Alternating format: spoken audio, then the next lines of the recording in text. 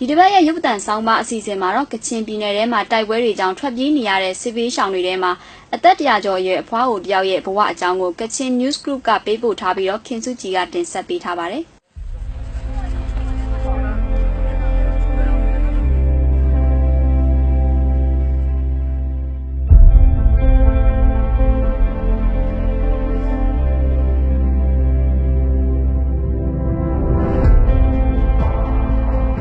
စစ်ကြောင့်မြေစာပင်ဖြစ်ခဲ့ရသူတွေထဲမှာလာသားရွယ်ကလေးငယ်ကစလို့အသက်ရာကျော်ရှိတဲ့အဖိုးအဖွားတွေလည်းပါဝင်နေပါတယ်။ဒီထဲမှာကချင်ပြည်နယ်အတွင်းစစ်ပွဲတွေကြောင့်ထွက်ပြေးတိမ်းရှောင်နေရတဲ့အဖွားစွတ်နံခေါင်တယောက်လည်းပါဝင်ဖြစ်ပါတယ်။အဖွားကတော့ပြည်တွင်းစစ်ရဲ့တန်းကိုအရှိချဆုံးခံခဲ့ရသူလို့လည်းဆိုရမှာပါ။အခုအသက်114နှစ်ရှိနေသည့်တိုင်အောင်တိုက်ပွဲတွေကြောင့်ဘေးကင်းရာကိုတနေရာပြီးတနေရာပြောင်းရွှေ့နေရဆဲဖြစ်ပါတယ်။ကချင်ပြည်နယ်မှာဧပြီလအတွင်းတိုက်ပွဲတွေဇက်တိုက်ဆိုသလိုဖြစ်ပွားလာတာကြောင့်ထွက်ပြေးလာရာကနေအခုတော့မြစ်ကြီးနားမြို့ပေါ်မှာရှိတဲ့အင်ချမ်းရံမြို့နယ်စစ်ရှောင်းစခန်းကိုရောက်ရှိနေပါတယ်။အဖွားရဲ့ပြောစကားကိုအဖွားရဲ့သမီးတယောက်သာနားလည်နိုင်တာဖြစ်ပါတယ်။အဖွားနဲ့အတူထွက်ပြေးတိမ်းရှောင်ခဲ့ရတဲ့ဘဝတွေအကြောင်းကိုသမီးဖြစ်သူကအခုလိုပြန်ပြောပြပါတယ်။ကိုအန်တီမရီကိုနာကိုကျမတို့ရွာထဲမှာမဟုတ်ပေမဲ့ရွာဘေးနားကတိုက်ပွဲဖြစ်လာလို့ဗာပစ္စည်းမှယူမလာပဲကိုလို့ပြေးထွက်လာကြတာတောကိုပြေးမလို့လူကြီးတွေကခွင့်မပြုတော့အမေကိုသူ့ညီလေးမာတန်ကဂုံးပိုးပြီးခြိသွားတာအမေကကြောက်လွန်းလွန်းသူ့ကိုမခြိပဲအိမ်မှာပဲခြံခဲ့ပြီးခုတ်တက်ခဲ့ပါလို့ပြောနေတာဒါပေမဲ့လည်းတက်လို့မရတဲ့အတွက်အမေကိုစောင်းနဲ့ပတ်ပြီးပိုးလာခဲ့ကြတာအဖွားကိုအင်ရောကောင်ကျကရွန်ဆိုတဲ့ဒေတာမှာမွေးဖွားခဲ့ပါတယ်အခုတော့အင်ချမ်းရံမြို့နယ်ပစစ်စွတ်ကျေးရွာမှာနေပြီးသားသမီး10ယောက်ရဲ့မိခင်လည်းဖြစ်ပါတယ်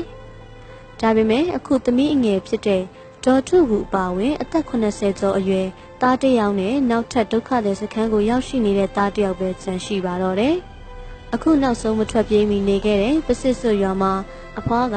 1990ခုနှစ်လောက်ကစပြီးနေထိုင်ခဲ့တာဖြစ်ပါတယ်။အရင်ကစွန်ပရာဘုံမြို့နယ်တဲကအင်ကွန်းလာဘက်မှာနေခဲ့တယ်လို့ဆိုပါတယ်။အဲ့ဒီမှာနေတော့ကလည်းခဏခဏဆိုသလိုတိုက်ပွဲတွေဖြစ်ဒုက္ခတွေရောက်တော့ဒီဘက်ကိုဆင်းလာခဲ့တာဖြစ်ပါတယ်။အရင်ကထွက်ပြေးခဲ့ရတဲ့စစ်ပြေးအတွေ့အကြုံအကြောင်းကိုတော့အဖွားကအခုလိုပြောပြပါတယ်။အခုစစ်ပြေးနေရတာနည်းနည်းတက်တာတယ်ဒီလိုမိုးလုံတွေအိမ်မှာနေရပါတယ်အရင်ကတော့တောတောင်နဲ့ငပြောရွက်တွေမိုးပြီးကျွတ်တွေဖြုတ်တွေဓာတ်ကပြေးလာခဲ့တာပါသားသမီးများများနဲ့ဆိုတော့အရင်ကတော့ပိုပြီးဒုက္ခရောက်ခဲ့ပါတယ်3-4ကာလောက်ထွက်ပြေးခဲ့ရတယ်အခုတစ်ခါထွက်ပြေးလာတော့စားစရာတောက်စရာတွေလည်းစားခဲ့ရပါတယ်တောထဲမှာပဲအသက်ရာကျော်ရှင်တန်နေထိုင်ခဲ့ရတဲ့အဖွားအတွက်အခုလိုဒုက္ခတဲ့စခန်းမှာလူအများနဲ့နေထိုင်စားကြောက်ရတဲ့အခါအခက်အခဲတချို့လည်းရှိလာပါတယ်။အဲ့ဒါကတော့ငယ်စဉ်ကတည်းကအသားငါမစားခဲ့တဲ့အဖွားဟာတောထဲမှာနေတော့ကလည်းစိုက်ပျိုးထားတဲ့သီးနှံလက်လက်ဆက်ဆက်တွေကိုသာချက်ပြုတ်စားတောက်ခဲ့ရတာကြောင့်တဘာဝရတာမဟုတ်တဲ့ဟင်းသီးဟင်းရွက်တွေကိုစားလို့မရတော့ပါဘူး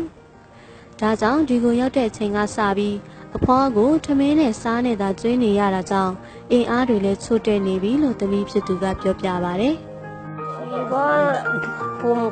အခုဒီကိုလာတဲ့အခါဘာမှမစားတော့စားနေပဲနေကြရတယ်အဲ့တော့အမေကအားနေလာပါတယ်ရွာမှာဆိုရင်တော့လက်ဆက်ဆက်ပဲချက်ပြုတ်ပေးတာပေါ့ကျမတို့မောင်နှမတွေကိုလည်းအမေကဒီလိုပဲပြုစုခဲ့တာပါစားဆိုလို့ရှိရင်စားငံအိုင်ကနေယူပြီးချက်ပြီးတော့မိဖို့ပေါ်မှာခြောက်ထားပြီးစားတာပါအမေကဆိုင်ကစားဆိုတာဒီရောက်မှစားဘူးတာပါရွာကတရင်တွေပြန်ကြားရတာကတော့အဖွားတို့အိမ်မှာမွေးထားတဲ့ဝက်တွေနွားတွေကိုကတ်စားလိုက်ကြပြီလို့ဆိုပါတယ်ဝင်းမြူထားတဲ့တိရစ္ဆာန်တွေစိုက်ပျိုးထားတဲ့ဟင်းသီးဟင်းရွက်တွေစောက်လုပ်ထားတဲ့အိမ်တွေမရှိတော့ရင်တော့ဘလို့အခြေအနေပဲဖြစ်ဖြစ်အိမ်ပြန်နေချင်တာကတော့အဖွားရဲ့တစ်ခုတည်းသောဆန္ဒပါအခြေအနေအရဒီဒုက္ခတဲ့စခန်းကနေတခြားတနေရာကိုပြောင်းဖို့အတွက်တောင်အဖွားမှာကြောက်ရွံ့နေပြီလို့ပြောပါတယ်အသက်ရာကျော်တိုင်းစစ်ရဲ့အကျိုးဆက်ကိုခံစားနေရဆဲဖြစ်တဲ့အဖွားစွတ်နံခေါင်တယောက်ရွာမှာအေးအေးချမ်းချမ်းပြန်နေနိုင်မလားစစ်ဘေးရှောင်တယောက်အနေနဲ့ပဲဘလို့နေရာတွေကိုထပ်ပြီးတင်းရှောင်နေရအောင်မလဲစတဲ့မရေရာမှုတွေရှိနေပေမဲ့အဖွားကတော့အနာဂတ်ကလေးငယ်တွေစစ်ရှောင်ဘဝကနေလွတ်မြောက်ဖို့အတွက်အခုလိုပဲဆုတောင်းပေးထားပါတယ်这也从前嘛，有